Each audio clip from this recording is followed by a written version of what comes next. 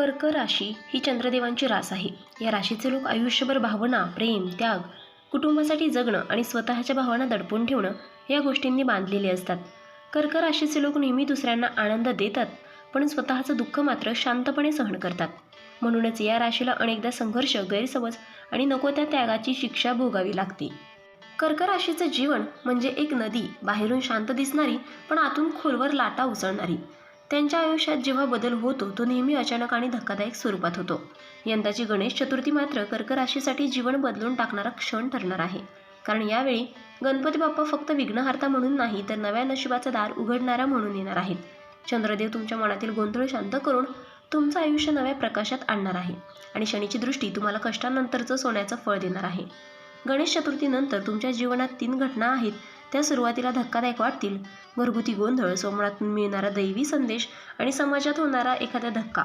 पण या तिन्ही घटनांचा शेवट तुम्हाला शांती, संपन्नता आणि सन्मान मिळवून देणार आहे. म्हणूनच कर्क राशीवाल्यांनो, हा काळ तुमच्यासाठी साधा नाही. ब्रह्मदेवाने स्वतः तुमच्या आयुष्याचा अध्याय बदलण्याचा निर्णय घेतला आहे.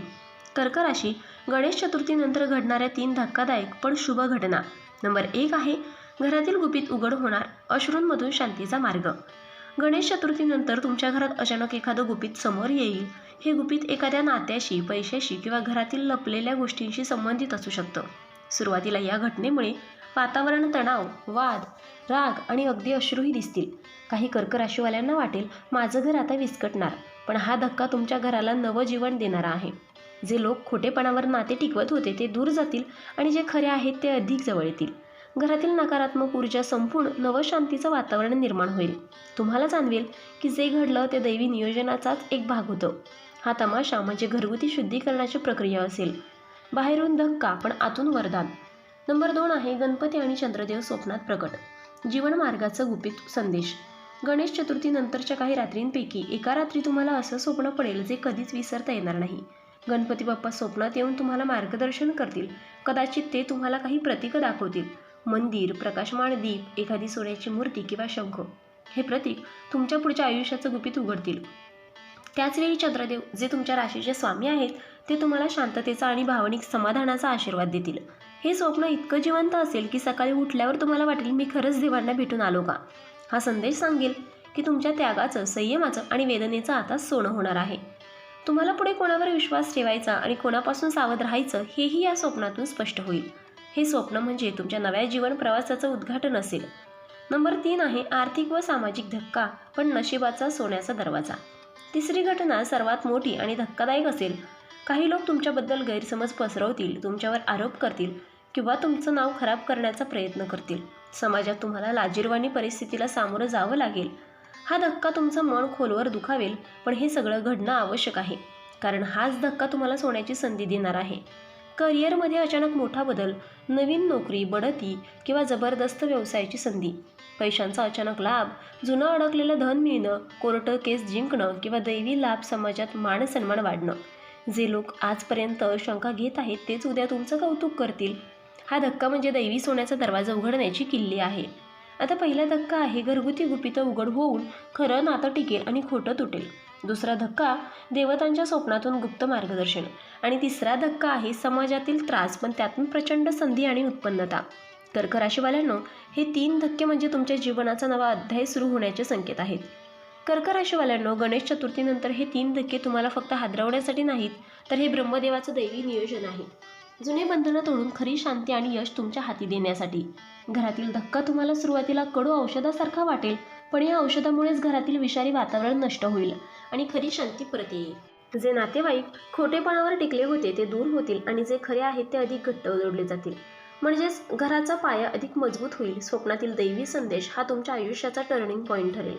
गणपती बाप्पा आणि चंद्रदेव एकत्र प्रकट होणे म्हणजे तुमच्या कष्टाचं आता समाधान होणार आहे.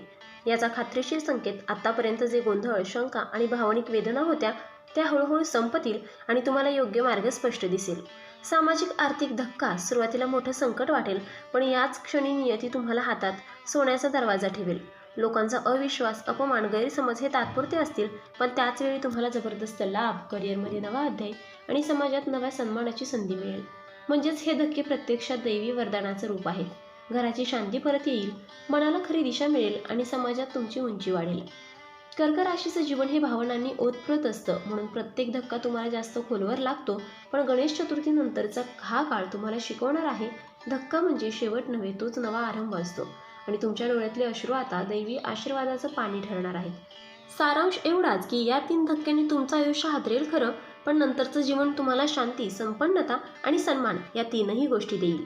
आता शेवटचा संदेश. प्रिय कर्क राशीवाल्यांनो, तुमचं मन हे समुद्रासारखं आहे, बाहेरून शांत दिसणारं पण आत खोलवर लाटा उसळणाऱ्या.